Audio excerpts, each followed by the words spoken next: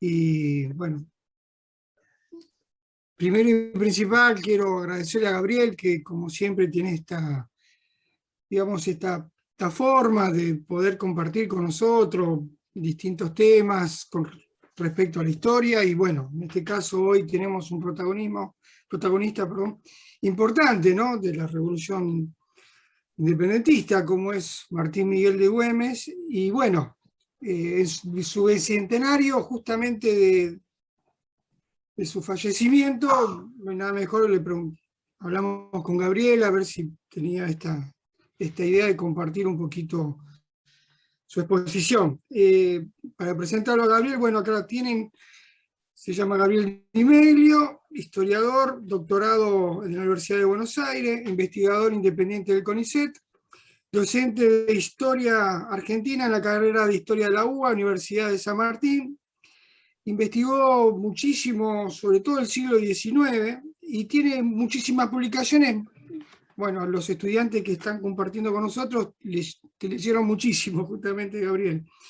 Y autor de Viva el Bajo Pueblo, Plebe Urbana de Buenos Aires y la política entre la Revolución de Mayo y el Rosismo, Mueran los salvajes unitarios, la mazorca y la política en tiempo de Rosas, Historia de las clases populares en la Argentina desde 1516 hasta 1880, un texto muy lindo de Manuel Dorrego, Vida y muerte del líder popular, algo distinto que hizo Gabriel, hay una biografía, por lo menos a mí me gustó muchísimo, la participación popular en el siglo XIX rioplatense, bueno, y después la trama de la independencia, que es un texto que compartimos con los estudiantes también, y uno de los últimos, me va a corregir Gabriel a lo mejor, que es justamente la historia de los saqueos, que hace un compilado con distintos autores como Fratkin, ¿no? Bueno, lo conocimos cuando vino la última vez como director del Museo Nacional del Cabildo de Buenos Aires, y ahora lo tenemos como director justamente del Museo Nacional. Así que la verdad que es un orgullo tenerte acá, Gabriel. Quiero siempre, así corto enseguida, agradecerle el apoyo de la directora Carolina Córdoba, de Sergio Carnevale, Verónica Espina, Verónica, que siempre nos acompaña en estas cosas, a Sebastián también, la parte técnica, y bueno, y a todos los estudiantes que son justamente parte del instituto y principal. Bueno, me callo la boca. Gabriel, todo tuyo. Muchísimas gracias. De nuevo te lo repito. Y bueno, a lo mejor si te quedan ahí 3 preguntitas que podamos hacer para cerrar la charla y listo. ¿Estaría bien eso, Gabriel? Sí, por supuesto, por supuesto. Bueno, muchas gracias. Buenas tardes a todos, a todas. Y bueno, ya he estado otras veces presencial en el profesorado, ahora nos toca así que bueno, no es lo mismo para mí, pero transmitir de este modo, pero bueno, haremos lo posible. Cuando Luis me invitó para hablar de Güemes, me pareció interesante porque es el año del bicentenario, el año güemesiano.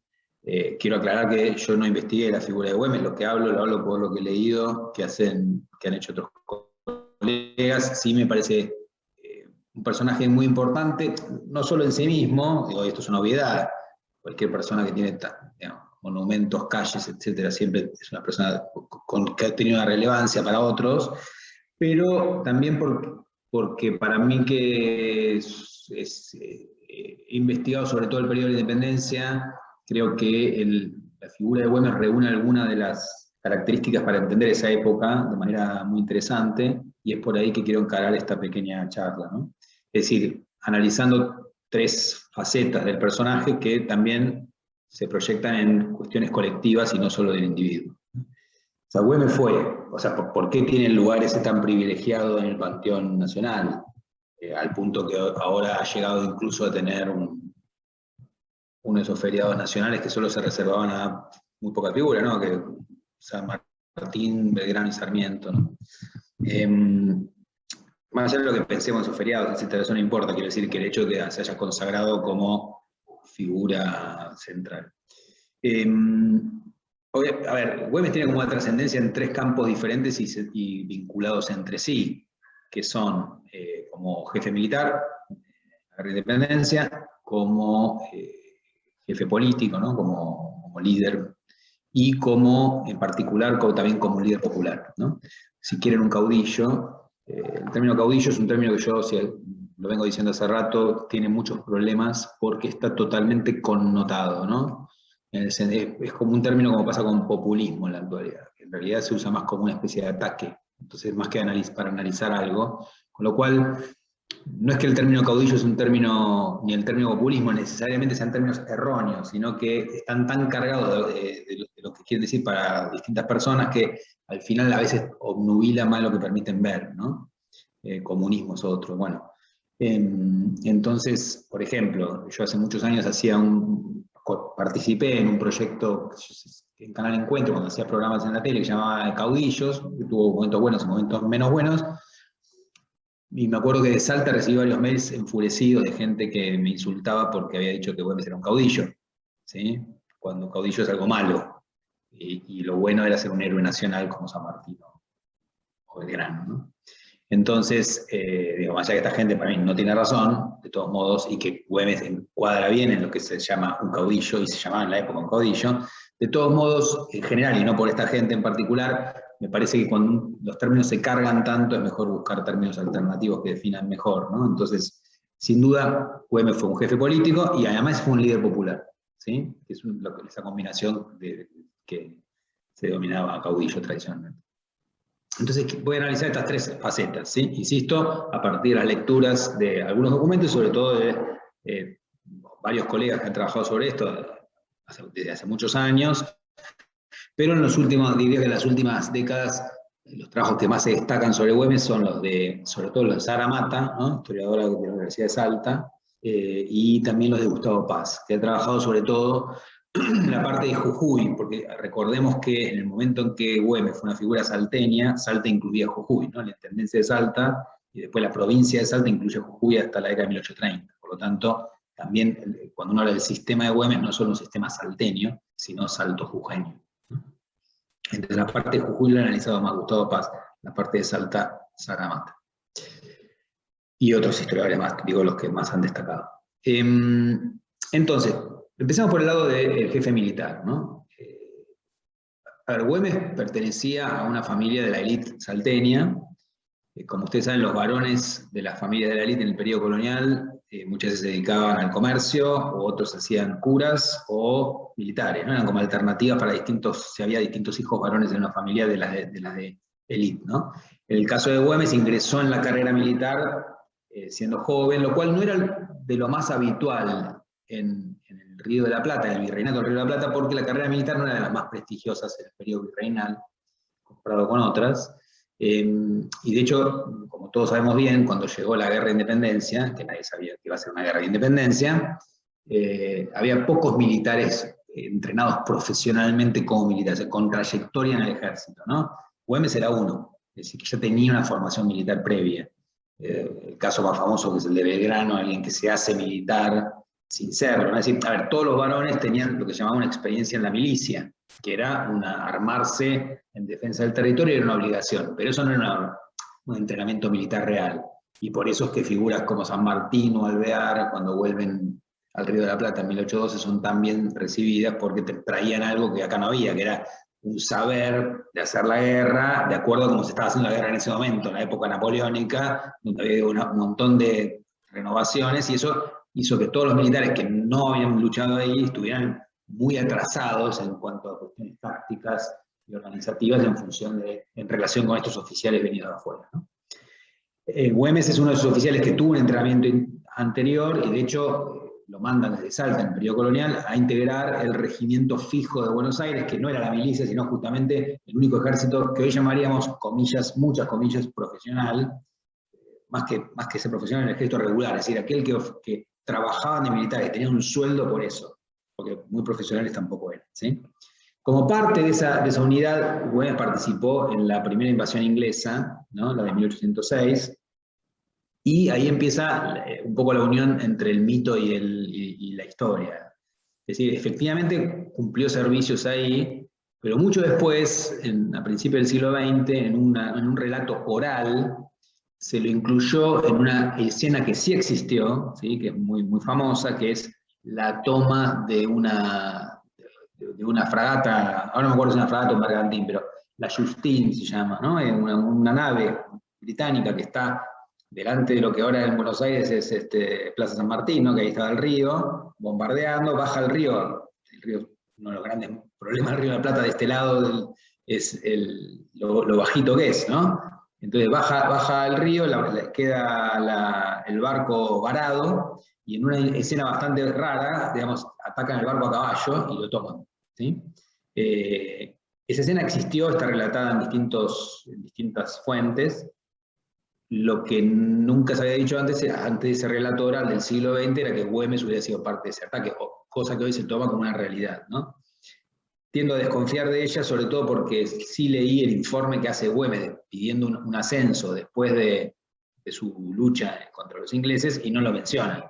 Sería raro que, habiendo hecho algo semejante a hazaña, no lo hubiera dicho él mismo, ¿no? Pero bueno, así son las historias orales a veces, ¿no? Le atribuyen a alguien estar en el lugar en el que ya estuvo.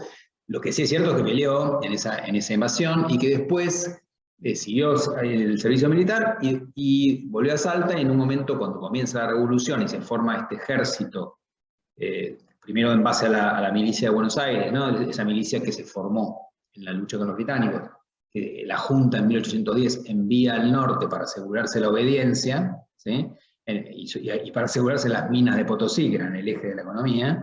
Ese ejército que avanza, ese nuevo ejército, va a recibir adhesiones, una es la de Güemes, y Güemes se convierte en un oficial. Bueno, he oído cosas distintas. Algunos dicen que parte desde Buenos Aires, otros que se suma en Salta. La verdad que no lo sé a ciencia cierta. Lo cierto es que se convierte en uno de los oficiales de este ejército, y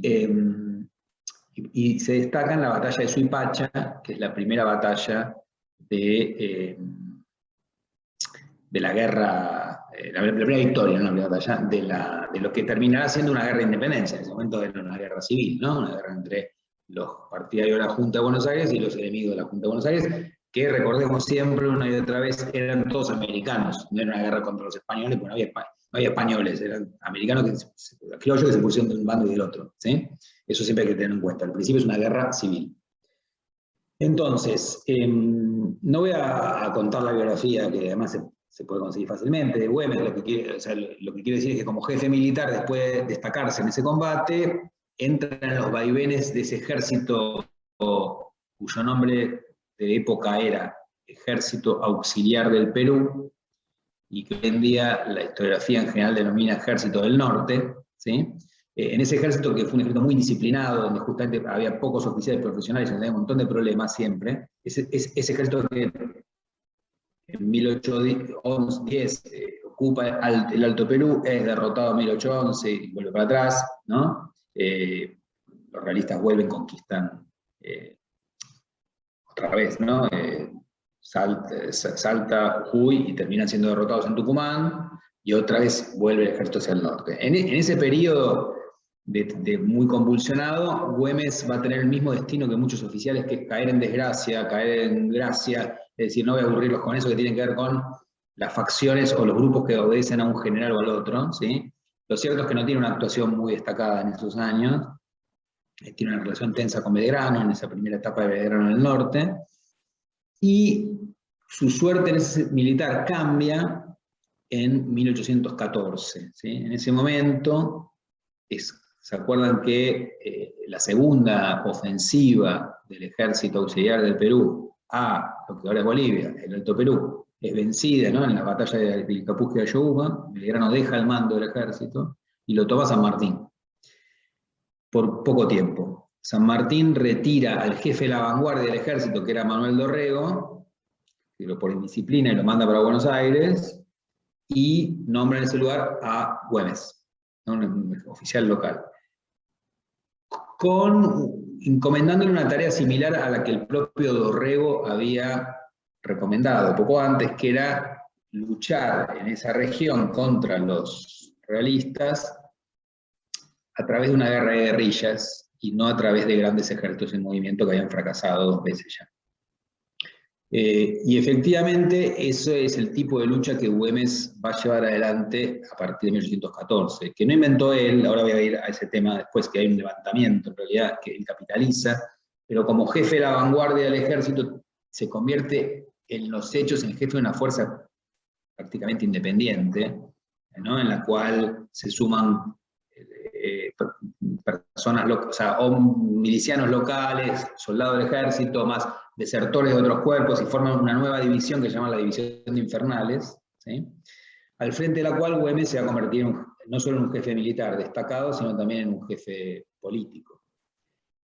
Y su habilidad en esta guerra de guerrillas, ¿sí? Que hace que logre desalojar a los realistas que ocupaban Salta, ¿no? Digo, para no aburrir, no tengo un mapa a mano ahora porque no hay buenos mapas de esa época, pero para que tengan una idea, ¿no? Recordemos esto. En 1810, otra vez digo esto, los revolucionarios ocupan el Alto Perú, son derrotados en 1811, vuelven para atrás, los para Belgrano en Tucumán, vuelve Belgrano hacia adelante, Salta, entra en el Alto Perú, otra vez lo derrotan, vuelven para atrás, y otra vez los realistas ocupan Jujuy y Salta. Es decir, Jujuy y Salta son lugares que cambiaron de manos varias veces, ¿sí?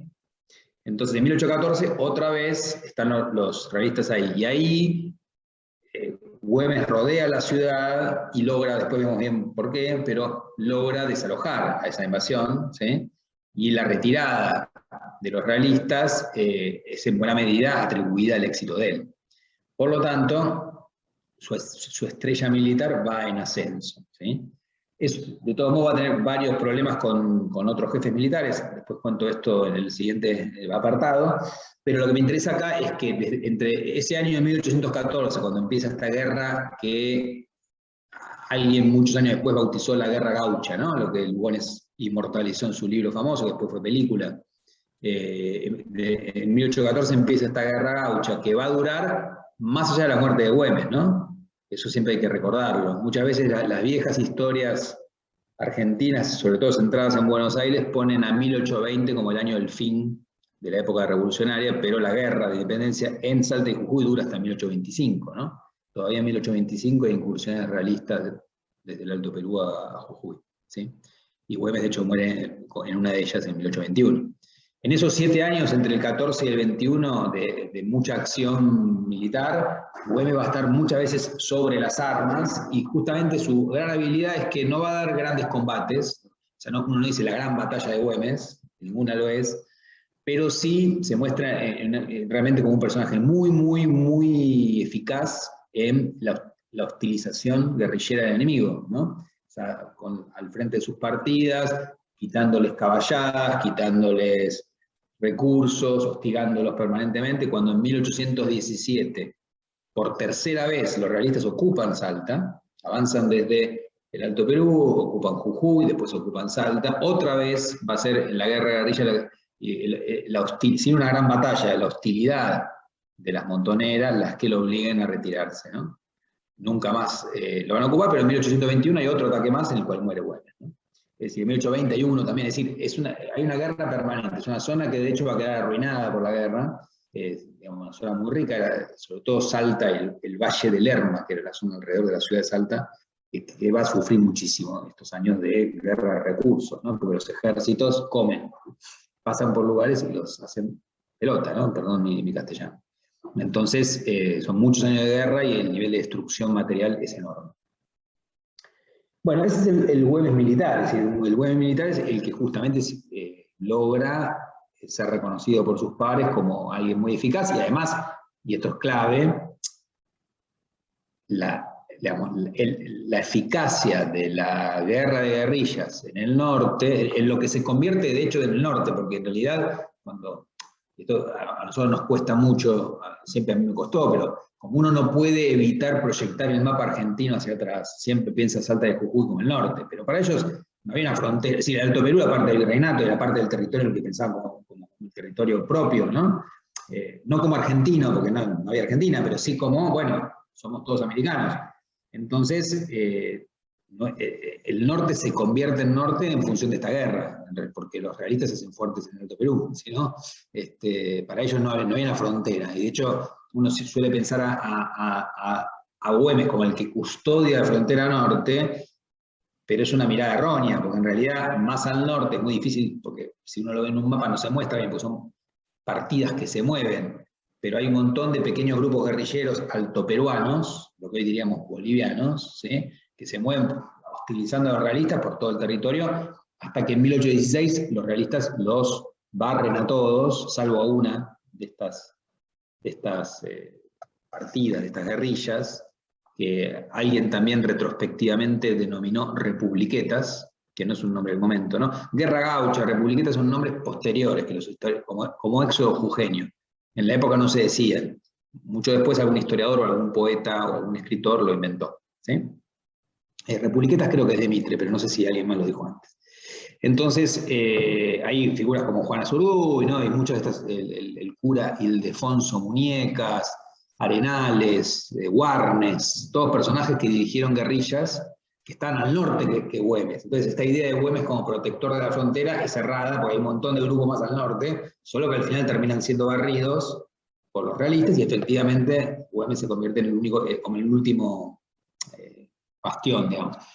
Y algo que la historia escolar siempre repetía, que es totalmente real, es que Güemes se convierte entonces en una condición de posibilidad de la campaña sanmartiniana, ¿no? Porque cuando en 1816 San Martín logra convencer al nuevo director supremo de las Provincias Unidas del Río de la Plata, de las Provincias Unidas en Sudamérica, como se llamaba en ese momento, que es Juan Martín de Pueyrredón, ¿se acuerdan? Congreso de Tucumán, ¿sí? La organización de las provincias, otra vez sistema central, y ahí el plan militar de la mayor parte de los diputados que estaban en ese congreso, Tucumán, era volver a armar una expedición que fuera por cuarta vez al Alto Perú, ¿sí? Porque las dos que ya mencioné, está la primera, la que dirige Castelli, la segunda de Belgrano, las dos son aplastadas. En 1815 hay una tercera expedición revolucionaria al Alto Perú que dirige Rondó, y les va muy, muy mal. Termina en lo que se llama el desastre de Sipe-Sipe, ¿sí? Y entonces están pensando en una cuarta. Y San Martín logra convencerlos, esto es famoso, todos lo sabemos bien, al nuevo director supremo y a los diputados de que en realidad conviene hacer otro plan, que es atacar a los realistas en Chile, de ahí ir a Perú y no ir por el Alto Perú, donde siempre perdían, ¿sí?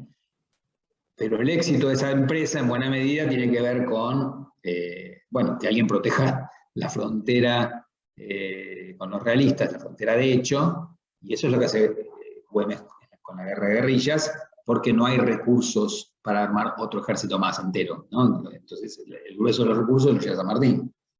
Y la apuesta le sale bien, podría haber sido de otra manera. De hecho, en el mismo momento que San Martín cruza los Andes, los realistas atacan Jujuy y Salta, ¿no? Y en enero de 1817 toman Salta, mientras San Martín está cruzando los Andes, literal, ¿sí?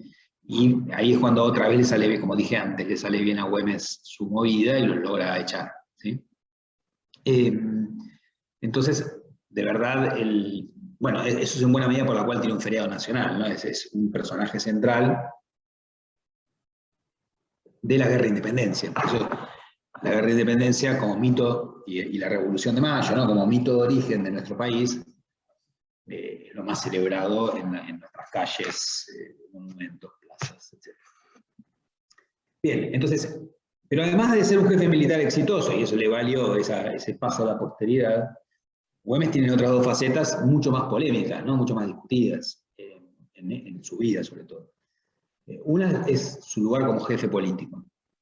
Porque lo que Güemes va a hacer apenas en 1814 capitaliza esta movilización militar y se convierte no solo en el jefe de la vanguardia del ejército, sino en los hechos, en el jefe de un ejército propio, salteño, salto jujeño, enseguida va a empezar a tener tensiones por su autonomía con el jefe del ejército enviado desde Buenos Aires, del ejército auxiliar del Perú, del ejército del norte, que era Rondó. Entonces, cuando en 1814, 1815, Rondó quiere empezar su avance hacia el Alto Perú por tercera vez, tiene desavenencias con Güemes. Güemes toma un arsenal, él siempre negó haberlo hecho, pero toma un arsenal del ejército y se queda con esas armas, y Rondó lo declara fuera de la ley, ¿sí?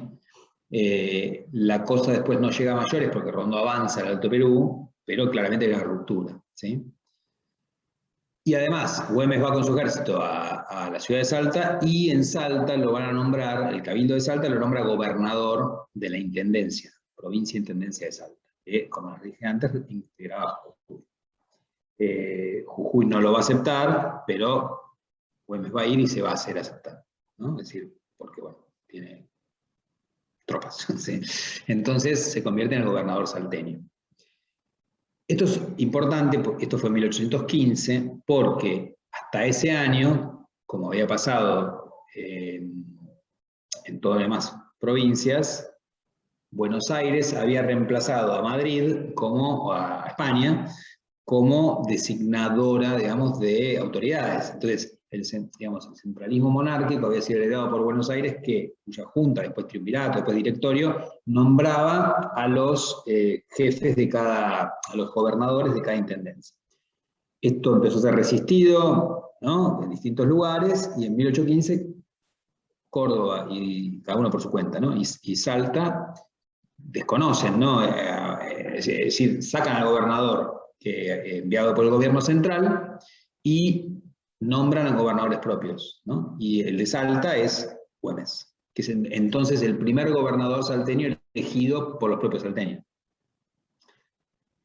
Y eso genera mucha tensión, esta que se mostró con Rondó, ¿me siguen, no? La que se mostró con Rondó, que después avanza hacia el norte, porque no obedece al gobierno central.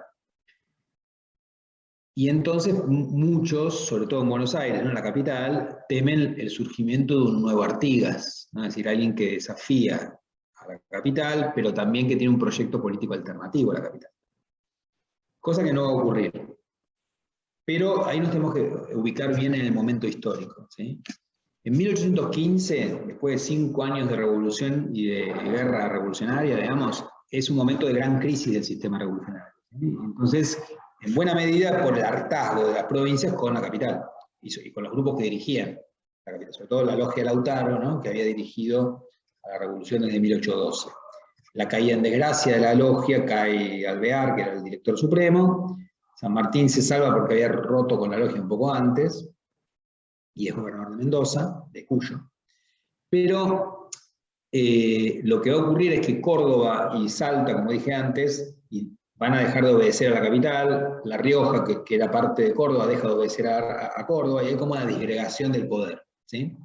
Entonces sigue habiendo directores supremos, ¿no?, que serían como los presidentes que están en Buenos Aires, pero en los hechos, durante 1815, hubo 4 directores supremos distintos, pero nadie los obedece fuera de Buenos Aires, ¿no? Son más bien como la suerte de gobernador de Buenos Aires.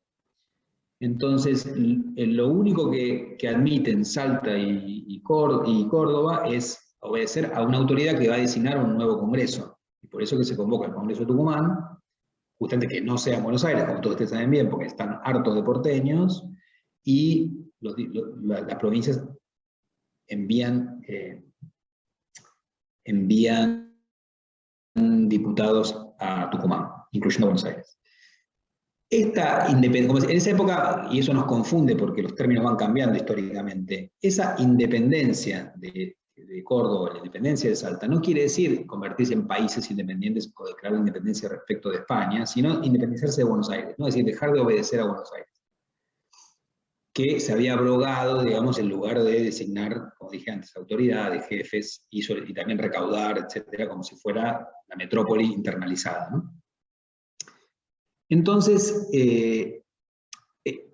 estas provincias desobedecen, y Güemes es uno de ellos. Güemes no obedece al director supremo en ese 1815, pero tampoco proponen un modelo alternativo como sí iba a proponer en la propia Intendencia de Buenos Aires el artiguismo. Y esto hay que dejarlo claro, ¿sí? Es decir, muchos se asustaron pensando que Güemes era otro Artigas, pero Güemes no era federal.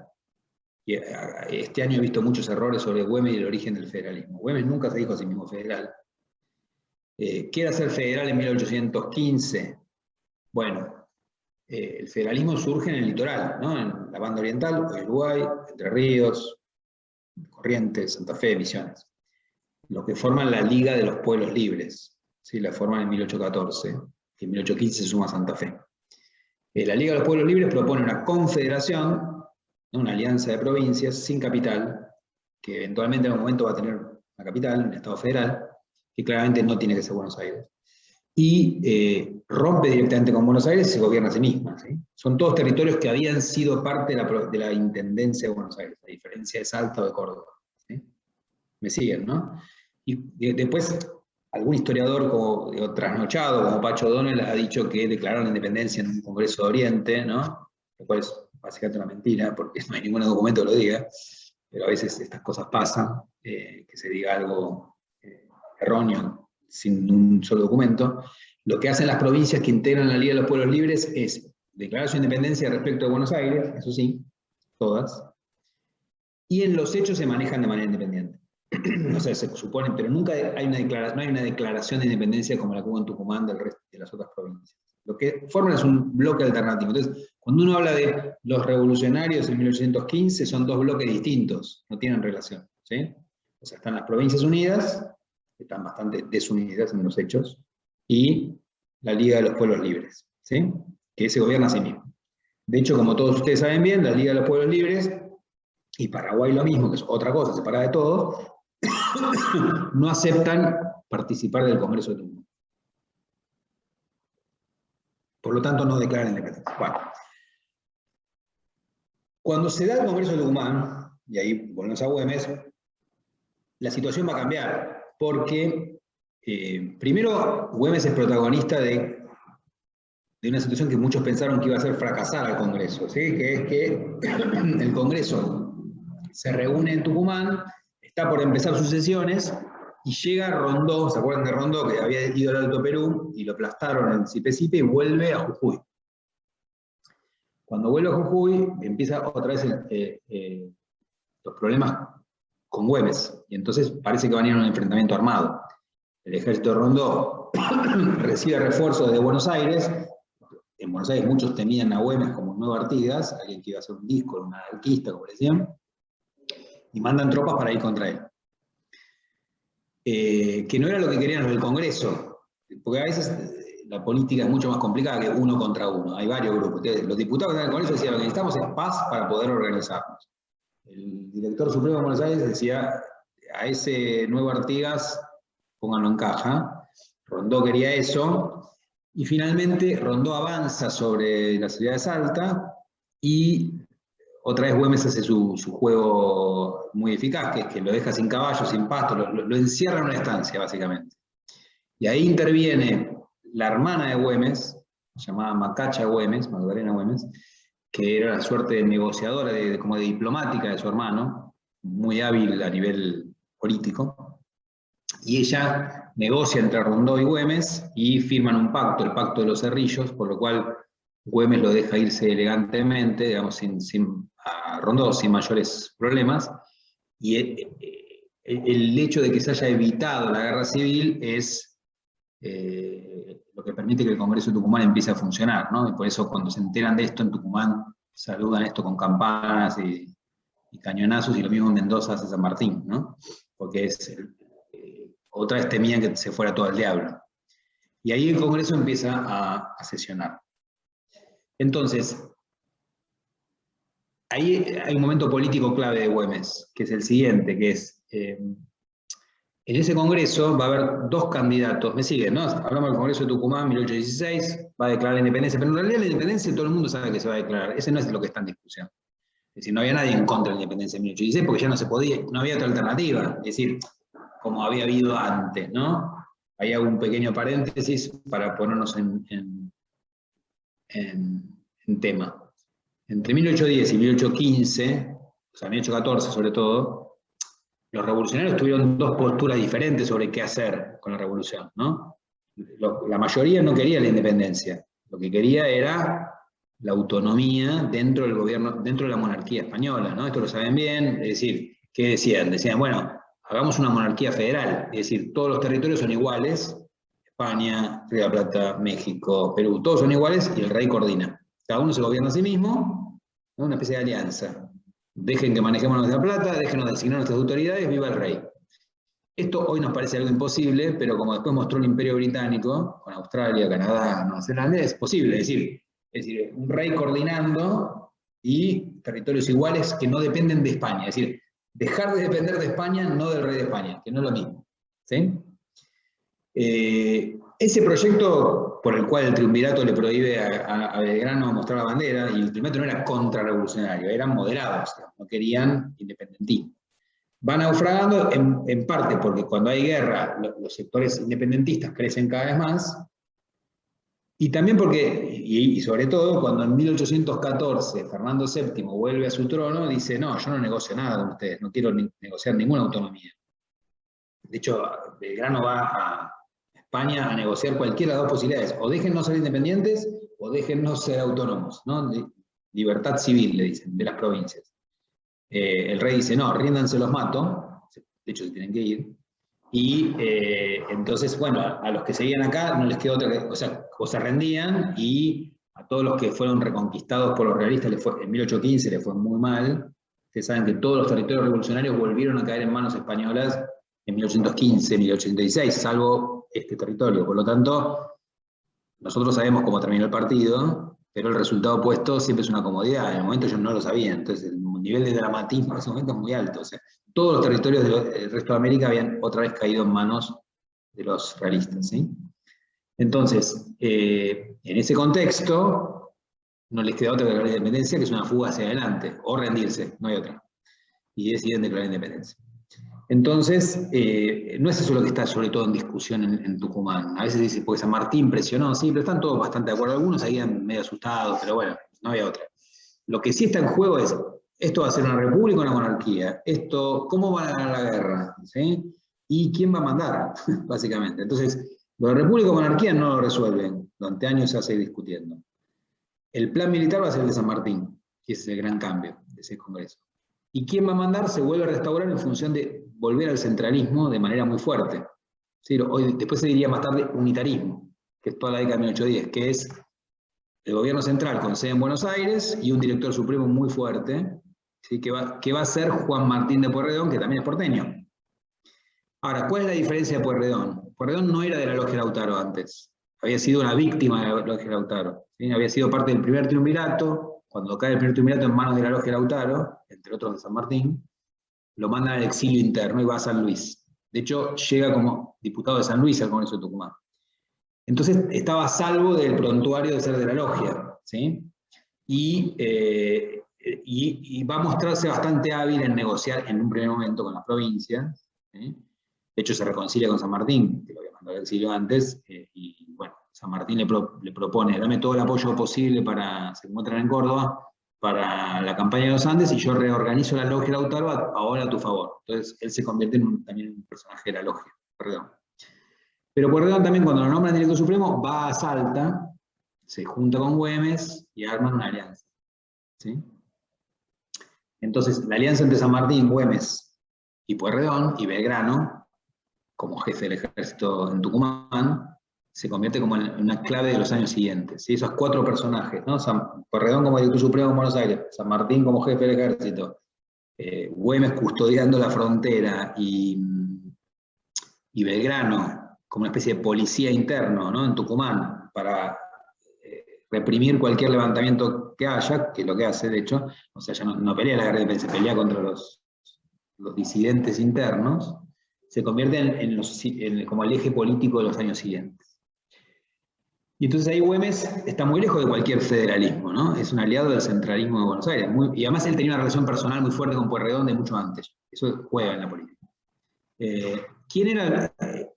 Eso significa que no había federalismo en las provincias del interior, no las del litoral. Sí había, pero eran grupos minoritarios. O sea, el federal salteño se llamaba Moldes, ¿sí? Que era un oficial de mucha trayectoria, odiaba a Buenos Aires de manera muy fuerte, y de hecho es el candidato rival de Pueyrredón en el Congreso de Tucumán, que quiere ser director supremo y pierde. Y después los diputados porteños lo vuelven loco, ¿sí? Le hacen la vida imposible. Pero, es decir, Moldes no era de Güemes, ¿entiendes? Era una relación un poco ambigua. Entonces, Moldes sí estaba mucho más cerca de las ideas de Artigas, si se quiere, por lo menos a nivel en contra de la capital. Güemes no. Y esa es la gran diferencia entre Güemes y Artigas como dos de las grandes figuras de la época, ¿no? Uno siempre jugó con el gobierno central, otro no. Porque ahora se habla mucho en estos días, digo, porque en los medios, sobre todo, ¿no? Que la oligarquía porteña y Güemes siempre se llevan muy bien. O sea, sobre todo con Pueyrredón, ¿sí? O sea, mientras estuvo Pueyrredón en el poder, digamos, esa alianza funcionó a la perfección. Bueno, no sé a la perfección, pero bien. En cambio, cuando Pueyrredón sale del poder y se deshace y después cae el gobierno central y hay provincias solamente, sí, en la provincia de Buenos Aires, los grupos que toman el poder hablan mal de Güemes, ¿sí? Pero no tienen poder sobre Güemes, porque ya Buenos Aires no tiene poder sobre nadie, más que sobre ella misma, ¿sí? O sea que no. El problema de Güemes no va a ser Buenos Aires. El problema de Güemes está en la propia Salta, ¿sí? Donde su gran problema es su propia clase social, digamos, que es la élite salteña, ¿sí? Y eso, si bien él logra mantenerse en el poder siempre, y de hecho en 1820 hay un movimiento contra él, y cuando se va de la ciudad a un conflicto con Tucumán, y él vuelve y pone todo en su sitio enseguida, él no, perdón, en el mismo 1821.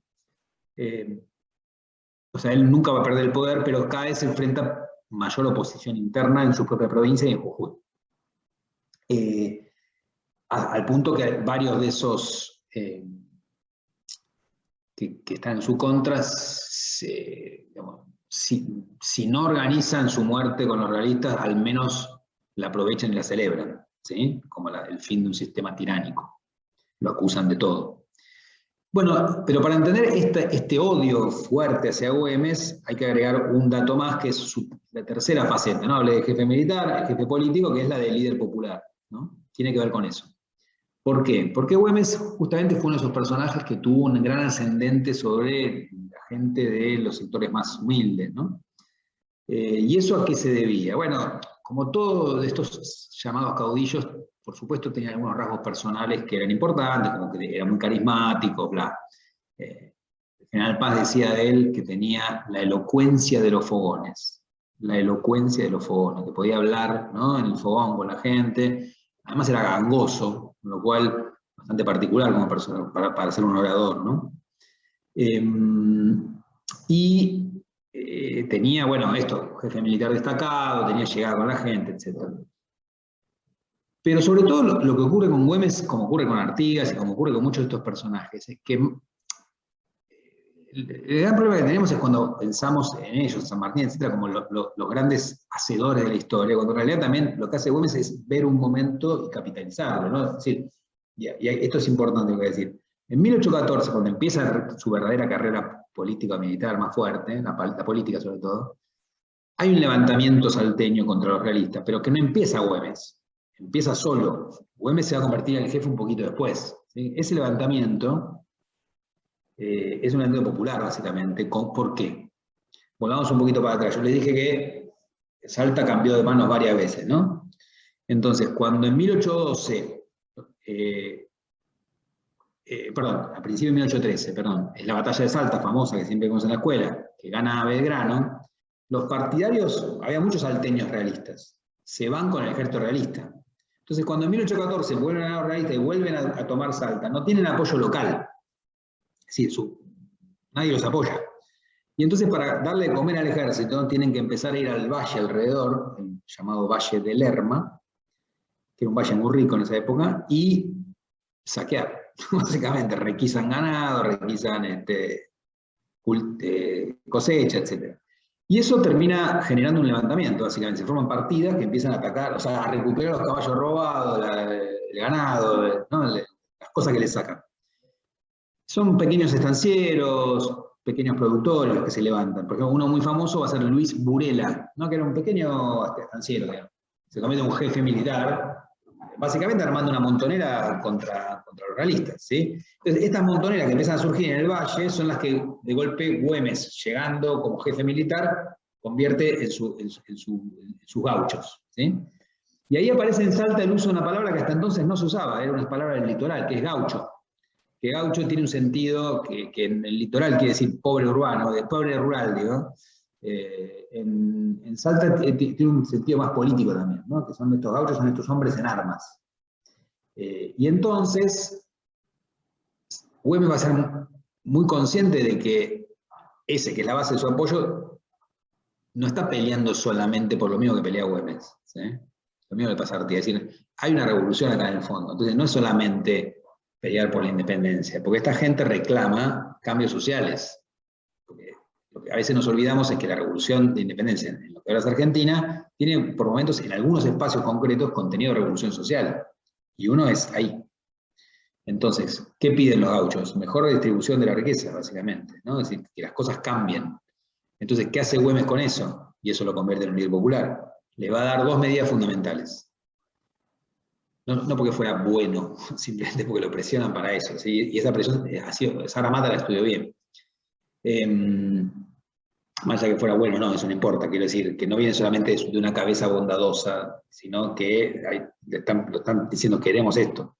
Una de las cosas que hace es darle a los gauchos el fuero militar. Eso significa que ante un crimen no van a ser más juzgados por la justicia, crimen en comillas ahora, sino por sus oficiales. Entonces, si ellos entran a una estancia, como pasa de hecho, y se llevan las vacas, y el estanciero le dice, no, usted no se puede llevar, y los denuncia, quien va a juzgar ese robo va a ser el jefe de los gauchos, que obviamente es mucho más indulgente con esos gauchos, porque es uno de ellos, que el cabildo, ¿sí? Entonces está lleno de episodios. Hay uno muy famoso en la estancia de Teodoro Sánchez de Bustamante, un jujeño diputado al Congreso de Tucumán, muy rico. De hecho, su tintero que tenemos acá en el Museo Histórico Nacional es con el cual se firmó la Declaración de Independencia en 1816, de plata, ¿no? Sánchez Bustamante en un momento dice, bueno, ve a gauchos que entran a la estancia y se les llevan las vacas, ¿no? Y él sale y les dice, ustedes son ladrones. No, ¿cómo no son ladrones? Ustedes son mentirosos, o sea, nosotros ponemos el cuerpo en la guerra y ustedes no hacen nada, entonces tienen que poner plata, se tienen que poner las vacas, ¿sí? Y se llevan las vacas. Cosa que obviamente hubiera sido un delito hasta entonces. Para Sánchez Bustamante todavía lo es, pero para los gauchos no. Y esto empieza a pasar mucho y es por lo cual buena parte de gente como Sánchez Bustamante, que es enemigo de Güemes, lo van a llamar el sistema de la anarquía, del robo, ¿no? La tiranía, etc. Y esa es una de las medidas fundamentales. La otra medida es que Güemes dice que todo gaucho que esté sobre las armas, es decir, que esté luchando, y en un lugar donde las incursiones realistas son permanentes, todo el tiempo pueden decir que están sobre las armas, puede dejar de pagar el alquiler de la tierra. Entonces no pagan más el arriendo, ¿sí? Por lo tanto, durante 10 años, los propietarios no obtienen dinero de sus inquilinos, ¿sí? Esta medida obviamente le da mucha popularidad y obviamente le genera mucha impopularidad entre quienes son los propietarios, ¿sí? Entonces ahí hay una marca social muy fuerte que además se va acompañada del ascenso de figuras muy menores, sobre todo en una sociedad como la del norte, con mucha diferencia racial también. El hecho de que algunos personajes de ascendencia indígena o morena, de afro, digamos, se convierten en oficiales importantes, también es visto como algo bastante disruptivo, ¿no? Uno de los jefes más importantes de Güemes se llama Vicente Panana, y es un pardo, ¿sí? Y que además adquiere mucho protagonismo al punto que termina enfrentado con el propio Güemes y lo mandan preso, ¿sí? Pero personajes como Panana, que antes eran personajes obviamente subordinados, ahora pueden estar a la altura de cualquier persona, hablarle de igual a igual a cualquier miembro de la élite salteña, y ese tipo de cuestiones generan mucha tensión, ¿sí? Y de hecho, bueno, buena parte de esto y ahí sí se parece el sistema Güemes al de Artigas. Una de las cosas que más horroriza a la élite entonces es la movilización popular, ¿no? Esta movilización que no saben cómo parar. Al punto que después de la muerte de Güemes, y esto hay un muy buen trabajo de Gustavo Paz que lo cuenta, tardan años la élite salteña y jujeña en lograr el orden de nuevo social, y terminó con la movilización de los gauchos. Cuando termina la guerra, básicamente. Y también hay, como digo, tensiones raciales, que a veces las olvidamos, pero cuando Güemes es desplazado del poder en 1821 y en 2 semanas lo recupera, y un par de meses después, cuando lo matan, las 2 veces va a haber, entran los güemesianos, digamos, los seguidores, los gauchos, y saquean Salta, ¿sí? Saquean las tiendas, las casas, los almacenes de los enemigos de Güemes. Y lo que gritan es, mueran los cariblancos, ¿sí? Que es, bueno, el grito explica muy bien algunas de las tensiones que existen en esa zona. Esto es interesante porque si bien en el litoral esta movilización popular tan radical de la década del 10, de 1810, va a dejar una estela larguísima en Buenos Aires, en otros lugares del litoral, En Salto Jujuy eso no pasa, es muy, muy, muy violenta y agitada hasta 1825, y después, a partir de la década del 30, digamos, la reconstrucción de un orden a favor de las oligarquías locales es total, ¿no? Con muy poca movilización popular. De hecho, no hay después grandes caudillos en Salta y Jujuy, ¿no? Como sí hay en otras provincias argentinas. Bien, entonces este tercer aspecto, el aspecto más de líder revolucionario popular, es aquel que siempre fue más incómodo para de Güemes. Y por lo tanto, durante el siglo XIX, no era un personaje, en las décadas siguientes a 1820, casi era mala palabra entre la élite salteña, ¿no? Entonces, otra cosa que es muy interesante es cómo después los salteños van a recuperar a la figura y convertirlo en su héroe, ¿no? Que depende de quién lo mire, los sectores más conservadores de Salta no reivindican este lado, lo que reivindican es un lado de patriota, su lado de salteño, pero no su lado de disruptor del orden, ¿no? En realidad, una reivindicación muy fuerte, y termino con esto, la hace, quizá la primera fuera de Salta, digo, es cuando Mitre saca su historia de Belgrano, el libro clave que arma el relato de la Revolución de Mayo, ¿no? Y dice, bueno, el héroe para pensar la Revolución de Mayo es Belgrano, la historia de Belgrano y la independencia argentina, perdón, y la Revolución, se me fue el nombre ahora, lo conocen todos, que tiene 4 ediciones, el libro que organiza la historia escolar, digamos. Dalmacio Vélez Arfield, que era un intelectual y político cordobés, el autor del Código Civil argentino, ¿no? Saca una contestación contra Mitre diciéndole que el verdadero héroe de la revolución no era Belgrano, sino Güemes y los pueblos del interior, ¿sí? Esa es la primera discusión, o sea, ahí no hay esta idea por la cual pujan después los salteños, que Güemes es como parte de un triunvirato de héroes Belgrano, San Martín, Güemes, sino un líder alternativo, ¿no? O sea, el verdadero héroe no es Belgrano, es un porteño, es Güemes. ¿Sí? Esto después no pasa a mayores, pero es una polémica fuerte que se da en el año 1864 entre Mitre y Vélez Arfield. Y después, a lo largo del siglo XIX, y sobre el fin del siglo XIX, etc., Güemes se empieza a convertir en un personaje central de la liturgia y de la propia conmemoración salteña, hasta convertirse en lo que después se convierte, que es, no vaya uno a hablar mal de Güemes en Salta porque corre riesgo de su vida, ¿no? Es decir, es personaje absolutamente central y, bueno, así, intocable, ¿no? Pero, insisto, es interesante cómo se construye esa imagen de un héroe que durante mucho tiempo no fue héroe para nada, para mucha gente, sobre todo los sectores más pudientes de la provincia. Algo parecido pasó con Artigas después en Uruguay, y con algunos otros personajes en otros lugares de Argentina con menos claridad, ¿no? Bueno, básicamente ese me parece que es un poco la semblanza, es decir, sin duda es un personaje que se merece la conmemoración, sí, porque es una de las figuras clave de este periodo, ¿no? Un periodo que, bueno, donde están los 3 grandes ribetes de la época, ¿no? La guerra, la nueva política y, bueno, y la irrupción popular en esa nueva política, ¿no? Y Güemes ahí ayuda a entender estos 3 fenómenos. Yo lo dejo acá y estoy dispuesto a preguntas que tengan unos minutos más si quieren, no hay ningún problema. Bueno, Gabriel, muchas gracias. Excelente. La verdad, preguntas que teníamos en nuestra cabeza las respondiste inmediatamente. Bueno, tengo una que a lo mejor creo que podríamos darle un poquito más de, digamos, de profundidad, que me preguntan ¿por qué se tardó tanto en cuanto al reconocimiento de Güemes como una figura central? ¿Qué sensación o qué perspectiva tendrías vos, qué hipótesis con respecto a la cuestión política, ¿no?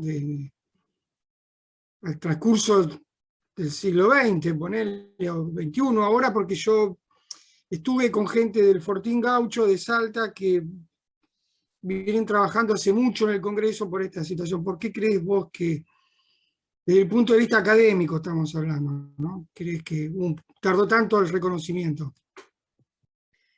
Bueno, yo ahí lo que creo es que a veces cuando la gente se queja de la falta de un reconocimiento,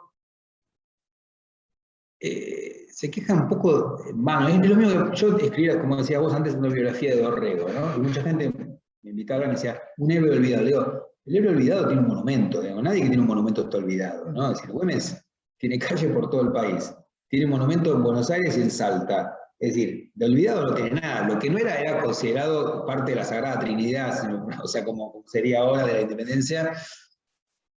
Eso es quizás más aplicable a Artigas, ¿no? Que ha sido más difícil de aprender para Argentina porque tanto Uruguay lo reclama como uruguayo, como Argentina lo considera uruguayo, y el proyecto que rompía esa frontera nacional actual es más difícil de encajar en un relato nacional.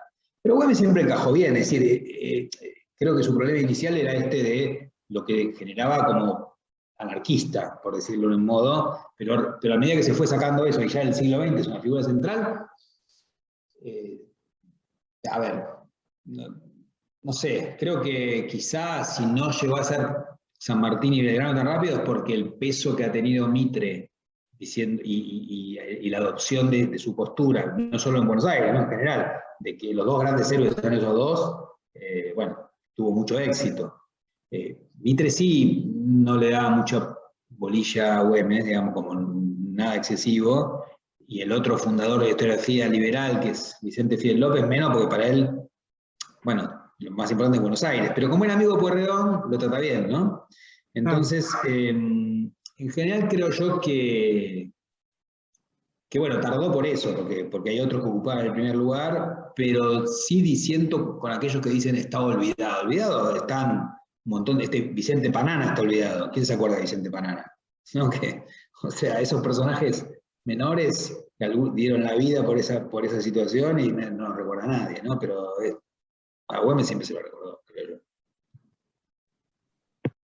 Muchas gracias. Le tenemos otra que hago un resumen porque son preguntas todas, digamos, como una secuencia de preguntas, de interrogantes, que me parece a mí, ¿no? ¿Dónde lo ubicaríamos desde el punto de vista, desde la mentalidad política Güemes, ¿no? Me parece que viene si es que buscaba una autonomía, digamos, de Jujuy y de Salta, como vos estás mencionando, como esa unidad, o podríamos decir desde una confederación, que ya lo nombraste hace un rato, que era lo que decía Artigas, lo que vos nombrabas, y como federal tampoco, pero podría decirse que buscaba ese pensamiento autónomo de las provincias. Eso hay que pensarlo en función de la realidad del momento, ¿no? Es decir, estas son,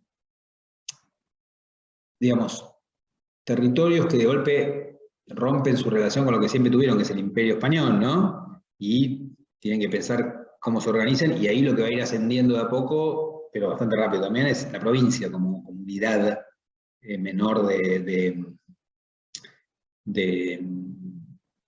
política. Si bien, y eso distingue al artiguismo, el proyecto artiguista no solo es federal, sino que también es un proyecto donde cada pueblo puede considerarse soberano, ¿sí? Entonces, la soberanía baja al nivel más mínimo, ¿no? O sea, por ejemplo, Mandisoví, un pueblito entrerriano, se declara autónomo, o sea, se gobierna a sí mismo, ¿no? Yapeyú se gobierna a sí mismo, qué sé yo, Mercedes en la banda oriental se gobierna a sí mismo, es decir, la soberanía no es la soberanía de las provincias, la soberanía de los pueblos dentro de las provincias, ¿sí? Ese proyecto termina fracasando y las provincias argentinas, y también lo que es Uruguay, después de 1820 se organizan como estados unitarios, donde hay una capital que toma las decisiones. Por más que asciendan, ¿se entiende esto? Esto siempre es fundamental, una idea que siempre dice Raúl Frac, es muy importante, es decir, provincias que van a ser federales hacia el resto del país, hacia adentro de la provincia, se organizan en departamentos, esos departamentos tienen comandantes que son designados de la capital. Quizá el que manda en la provincia es de algún departamento, pero es la capital la que toma las decisiones, no hay elección de autoridades locales, no hay municipalismo. O sea que las provincias son unitarias hacia adentro. Entonces el proyecto artiguista de soberanía de los pueblos fracasa, ¿sí? Lo que hay son provincias, lo que pasa es que ese proyecto en lo que llamamos el interior, lo que sería el norte, Cuyo, no es fuerte, de autonomía de pueblos, ¿sí? Es la ciudad principal. Bueno, si decimos esto, entonces un poco lo que planteas, Güemes, es respecto de Buenos Aires, lo mismo que Buenos Aires hasta el proyecto de independencia decía respecto a España, que es, bueno, nos gobernamos a nosotros mismos, hay un gobierno central, pero las decisiones locales las tomamos nosotros. ¿Qué es lo que hoy llamaríamos federalismo? En parte sí, pero en esa época decir federal era otra cosa, era querer una confederación, ¿sí? O sea, y creo que siempre hay que tener cuidado cuando uno habla de Buenos Aires y el resto, porque en realidad Buenos Aires no tiene un solo grupo, ¿no? Es como cuando ¿vieron cuando en la historia argentina se habla de ¿qué hizo Inglaterra? Inglaterra siempre es igual, tiene un interés, Buenos Aires siempre es igual, ¿no? Y eso nos lleva siempre a algunos equívocos, como pensar que los unitarios son porteños y los federales del interior. Entonces, ¿dónde te encajan los unitarios del interior y los federales porteños? ¿No? Que está lleno en ambos lugares. Entonces, son proyectos políticos distintos. Obviamente Buenos Aires va a mantener una línea porteñista, sin duda, de hegemonía, en buena medida basada en, no solo en la perversidad que siempre se habla de los malos, de la oligarquía mala, fea, tonta de los porteños, que es cierto, pero no, a veces limpia otras oligarquías de otras provincias como si fueran un poco más, no sé, menos malas. Pero básicamente porque Buenos Aires tiene algo que no tiene lo demás, que es plata. O sea, sí, yo creo que siempre hay que recordar que hay un problema estructural enorme, que Buenos Aires tiene todo el dinero y los demás no tienen nada. Entonces, la simetría de este país es tal, no solamente por voluntarismos y gente egoísta, sino porque hay una provincia que tiene todo, que es porque como se desmorona el sistema, la economía de la plata, básicamente, lo único que queda es el comercio exterior, porque ustedes saben bien, no hay impuestos directos, no hay IVA, no hay impuesto a la ganancia, lo único que hay es impuesto al comercio. ¿Cuál es la provincia que tiene un comercio que puede financiar un Estado? Una. La única, porque hay una particularidad que tiene ese territorio, que toda la confederación, perdón, todas las provincias unidas, saquemos el mapa argentino, tienen un solo puerto atlántico, que es Buenos Aires. Y entonces, y que sí Buenos Aires va a intentar que no surja otro puerto rival, ¿sí? Pero, no sé, le va a pasar incluso más tarde a Mar del Plata, que no existía en ese momento, ¿no? Pero, entonces, tiene mucha ventaja, al punto que esto siempre lo dicen los historiadores y es fundamental. El presupuesto anual de Buenos Aires después de la Revolución, después de 1820, es muchas veces mayor que el de todos los demás juntos. Entonces no hay partido directamente, ¿se entiende? O sea, si sacamos el factor económico no se entiende nada. Por eso la aduana de Buenos Aires es tan discutida y por eso la condición de que se haya formado este país es que Buenos Aires nacionalizarle la aduana, si no, no hubiera habido Argentina, básicamente. Es así. Y lógicamente Buenos Aires va a hacer todo lo posible para esa aduana no darla hasta que se la saquen, digamos. Entonces, a lo que voy es, hay un porteñismo, hay una asimetría total, pero el proyecto de Güemes, si uno lo piensa en el momento concreto, es de autonomía respecto a esa capital, es decir, yo tomo mis propias decisiones y de alianza con ella, es decir, porque hay una idea de construir algo más grande, ¿sí? Si ese algo más grande era un país nuevo, era un continente nuevo, bueno, eso coincide en esa época, ¿no? Es decir, Argentina como idea no existe, eso está muy probado, ¿no? Por un montón de trabajos, todos se consideran, como mostró bien José Carlos Queramonte, se consideran salteños, porteños, mendocinos y americanos, ¿no? Pero sí es cierto que la lucha de estos 10 años generan ese origen de una identidad. Y cuando todo este sistema se desmorona en 1820, no da lugar a que todo pueda ser posible que se deshaga. Hay un proyecto común. Y eso, digo, ustedes habrán leído a Queramonte. Lo de Queramonte es totalmente válido para 1810. Es una obra fundamental. Pero ya en 1820 eso cambia un poco. No es que la gente sigue sin tener ninguna idea común. Siempre hay una intención de unir, de la mayoría, ¿sí? Siempre hay una intención de unir. Aunque no le salga, y de a poquito va apareciendo la idea de esto de Argentina, que ya en la década de 1830 está muy extendido, ¿eh? La idea de somos argentinos. O sea, lo que pasa es que convive la identidad provincial, perdón, como después sigue pasando, y como sigue pasando también en otros países, es decir, que una identidad local, otra provincial y otra nacional puedan ser parte de lo mismo, ¿sí? Lo que sí se va a debilitar después es la identidad americana, ¿no? Cuando se afiancen los estados nacionales, lo de americano pasa a un segundo lugar. Entonces, quiero decir, me parece que ahí el proyecto de Güemes es un proyecto donde además, y es todo lo último que digo, tiene la ventaja de que está lejos de Buenos Aires, ¿no? Ventaja para él y ventaja para Buenos Aires. Entonces el peligro de Artigas no existe porque además Artigas estaba haciendo un proyecto alternativo en un territorio que Buenos Aires consideraba propio.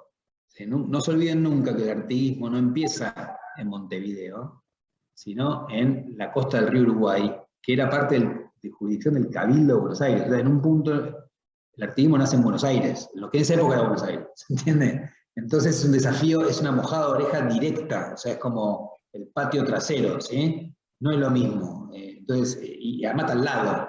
Entonces, con alguien que es distante se puede negociar mejor, ¿no? Esto lo han trabajado muchos historiadores, no lo estoy inventando yo, ¿sí? Como digo, todo lo que estoy diciendo hoy, bueno, lo armo yo, pero en función de un montón de lecturas. Yo no he investigado esto directamente. Muy bueno. Te hacemos la última, a ver si no te robamos mucho tiempo. Sí. Acá me pregunta, bueno, seleccionamos una. ¿Qué relación tenía Güemes con los aborígenes? ¿Había alguna relación en ese liderazgo y todas esas tres dimensiones que vos mencionaste? Bueno, efectivamente parte de estos gauchos son indígenas. O sea, se llaman gauchos, pero uno tiene una idea de un gaucho como un gaucho blanco mestizo, pero muchos son indígenas de la Puna. ¿Sí? Eso en los trabajos de Gustavo Paz aparece, bueno, esto que gritan muera los cariblancos, muchos son indígenas, ¿no? Indígenas que algunos pelean para la revolución, otros pelean en contra. ¿Sí? Porque ahí es lo que siempre se sabe bien que es la vieja idea escolar de criollo contra españoles hay que sacarla. Porque la guerra de independencia es algo mucho más complicado, tiene que ver con las posiciones que toman distintas personas. Entonces, en el Alto Perú, cuando uno habla del ejército español que peleó contra Belgrano, ¿había algún español en sus filas? No. O sea, son todos altoperuanos, peruanos, salteños, o sea, al igual que del otro lado, son lo mismo. ¿Sí? Solo que toman posiciones políticas distintas. Como no hay identidad nacional, uno dice es traidor, etc. Yo digo, eligen la causa del rey. ¿Sí? Pero, de hecho, hubo tropas indígenas. A ver, lo que pasa es que en el territorio salteño no había comunidades indígenas como había en el Alto Perú y en la Puna Jujeña también, con sus caciques, ¿no? Autoridades étnicas, etcétera, que en el caso del Alto Perú está bien estudiado, algunas pelean para un lado, otras pelean para el otro, ¿no? Algunas de las guerrillas que mencioné antes, una por lo menos tenía un jefe que era indígena, ¿sí?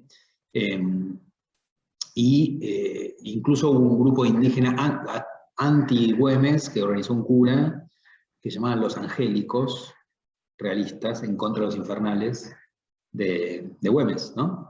Entonces, esa participación indígena a veces está un poco disimulada cuando no son indígenas organizados como indígenas. ¿Entiende esto? Los indígenas, los pueblos de indios, que eran, nosotros somos los indios de Cochinoca, somos los indios de Casabindo, tenemos nuestro cacique y nuestras tierras, ¿sí? Eso estaba bien.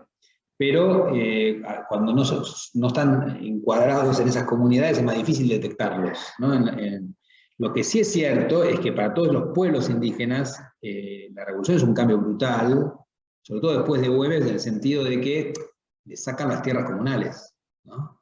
Porque esa es la gran diferencia de lo que pasa en Jujuy y en Bolivia, es un cambio brutal en 1800. Hay un libro buenísimo de Raquel Gil Montero sobre esto, sobre cómo se arma la frontera entre Bolivia y Jujuy, ¿no? Y del lado boliviano, Bolivia reinstala el tributo indígena y por lo tanto mantiene a los indígenas como distintos a los otros, ¿sí? Pero a la vez les preserva las tierras comunales para que sigan pagando el tributo. Y por lo tanto las comunidades se mantienen cohesionadas, con caciques, etcétera, hasta de ahí más, negocian el tributo con el nuevo Estado, etc. En Argentina, lo que prima es otra idea, que somos todos iguales ante la ley, ¿no? No tiene que haber distinciones, no puede haber tierras forales, ni de la iglesia, ni de las comunidades. Entonces, esta tierra que era del rey, y que se la había dado a la comunidad, ahora es una tierra pública. ¿Sí? Ahora, ¿los indígenas pueden comprar esa tierra? No. Entonces, lo desalojan, o si no lo desalojan, le sacan la tierra comunal. Entonces, distintos trabajos en Jujuy, ¿no? del mismo Gustavo Paz, de Cecilia Fando, se pueden leer, que muestran cómo las comunidades una y otra vez siguen peleando para volver a tener la tierra comunal. ¿Sí? Y para que les dejen tener caciques, y para que, o que por lo menos no los mandan al servicio militar, cosa que consiguen, ¿no? Hasta que en 1875 hay un levantamiento indígena muy grande, que es derrotado, que justamente para recuperar las tierras, ¿sí? Y de hecho, en ese momento, como apareció el comunismo, le dicen comunistas. Porque, o sea, comunistas porque quieren la tierra comunal, ¿no? Pero ahora con una denominación marxista, es muy interesante y ahí los derrotan, por supuesto articulados con partidos locales, con el mitrismo contra el Partido Nacional, bueno, no importa eso, pero está bien trabajado esto por muchos historiadores, y la verdad que es súper interesante toda la historia. De hecho, otros pueblos indígenas, Santiago del Estero, en La Rioja, no sobreviven en este periodo de la revolución, les va muy mal después, porque pierden toda la tierra. Y un poco el mito del país sin indios, ¿no? También se va construyendo ahí, porque pierden los vínculos comunales, entonces se van invisibilizando, ¿no?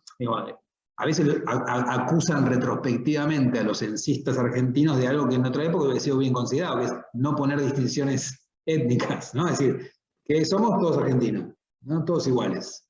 Que es una ficción, pero es una ficción que también tiene su eficacia, ¿no? O sea, ante la política de identidad actual, que es no, resaltar la diferencia. Entonces, es muy complicado, si uno quiere decir, para los indígenas fue buena o mala la revolución, si una pregunta que no es la correcta. Y bueno, qué sé yo, hay que ver. Pero la idea de una revolución que es buena para todos claramente no sirve para entender esta época. Muy bueno. Tampoco porque fueran felices antes, quiero decir, ¿no? Sí, Pero bueno, por lo menos era el sistema que tenían. ¿Sí? claro. Así que, un segundo, por favor. Sí.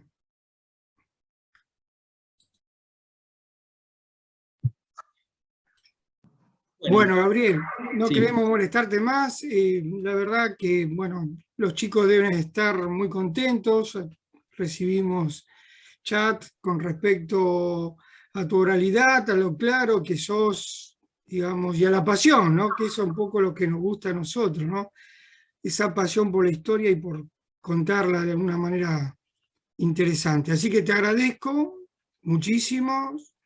Déjeme, bueno, yo les paso un chivo, aprovecho, el museo hizo este año, el museo que dirijo, el Museo Internacional, una pequeña muestra virtual sobre Güemes, con los objetos que tenemos muchos objetos acá de él, bueno, muchos no, pero unos cuantos, de hecho es el lugar que más hay, están los uniformes militares, etcétera, Sí. les invito a mirarla, ¿no? Porque quedó interesante. Y calculo que, bueno, ahora estamos renovando el guión, en algún momento vamos a volver a mostrar esas piezas, ¿no? para que las puedan Bueno. ver y si quieren venir, acá estamos. Bueno, bárbaros, los chicos ahí organizaremos algo en todo caso algún día para que podamos ir a visitar. Una última preguntita, ¿estás preparando algún trabajo nuevo? No, acá me come este lugar. Ya está, cerrás acá. Es una locura, ¿no? No, estoy trabajando en el museo, o sea, estamos haciendo muestras, estoy preparando muestras, básicamente, de distintos temas, algunos que tienen que ver conmigo, otros que no tienen que ver conmigo, pero que bueno, el museo va a ser, así que eso es 100%, la verdad. Bueno, vamos a ir a visitar con los chicos seguro, Gabriel. Te agradezco muchísimo, vuelvo a reiterarlo, agradezco a mis compañeros, a la comisión directiva y a todo lo que nosotros hemos tenido, y, digamos, trabajando, y sobre todo sacarte ese tiempito que a veces tenés, porque sabemos que es mucho trabajo el museo. Así que el equipo de conducción del instituto está muy, pero muy contento. Así que muchísimas gracias, Gabriel. Bueno, muchas gracias a ustedes y bueno, estamos en contacto. Estamos en contacto porque necesito acercarte a algunas cositas, ¿sabes? Y voy a preocuparme por eso de Tello. Abrazo, Gabriel. Muchas gracias. Abrazo grande.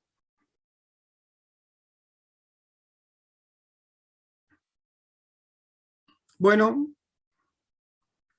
creo que tuvimos un momento interesante, muy lindo para disfrutar con Gabriel, ¿no? Sí. Personalmente, Luis, muchísimas gracias por la gestión, porque yo sé que sos el contacto con Gabriel Di Meglio, así que muchas gracias porque siempre estás preocupándote por acercar a algún historiador de esta altura a los estudiantes de nuestro instituto, y tenemos estudiantes que son de otros institutos de la zona y universidades, y gente que le apasiona la historia como a todos nosotros. Así que muchísimas gracias, Luis, y Bueno, muchas gracias a todos los que se inscribieron, a todos los que completaron el formulario para recibir la certificación y a los que participaron respetuosamente de la charla. Podemos decir que hubo una nueva jornada histórica en el Instituto 42.